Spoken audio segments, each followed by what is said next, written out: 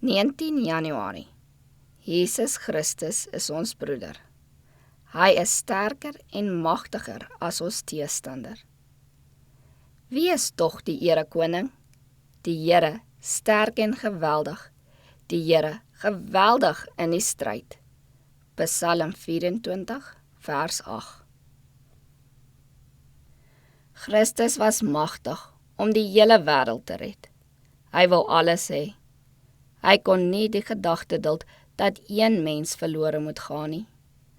Hy het by die graf van Lazarus geween, omdat hy nie elkeen kon red wat deur die Satan se mag met die dood neergeval was nie.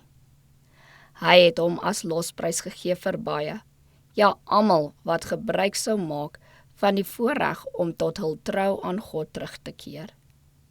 Toe hy Lazarus uit die dode opgewek het, het hy geweet dat hy die losprys vir daardie lewe aan die kruis van Golgotha moes betaal.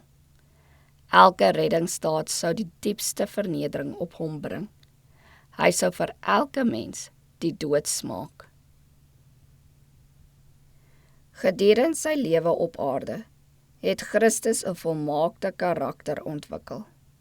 Hy het sy Vader se gebooie volkome gehoorsaam, selfs al het hy in die gedaante van 'n mens na die aarde gekom, hom aan die wet onderwerp, aan die mens getoon, dat hy hulle siektes, hul droefheid, hul skuld gedra het. Hy het nie 'n sondaar geword nie. Aan die Fariseërs kon hy sê, wie van julle oortuig my van sonde? Geen enkele sondeklak is op hom gevind nie. Hy het as die vlekkelose lam van God voor die wêreld gestaan. Uit die lig van sy verhewe reinheid kon die wêreldse verlosser sien dat die siektes waaraan die mensdom gelei het, deur die oortreding van Gods wet op hulle gebring is. Elke geval van lyding kon hy terugspeur tot by sy oorsprong. In elke geval het hy die droewige en aaklige einde van onboedvaardige sondaars gesien. Hy het geweet dat net hy hulle kon red uit die put waar hulle ingeval het. Net hy kon hulle voete op die regte weg bring.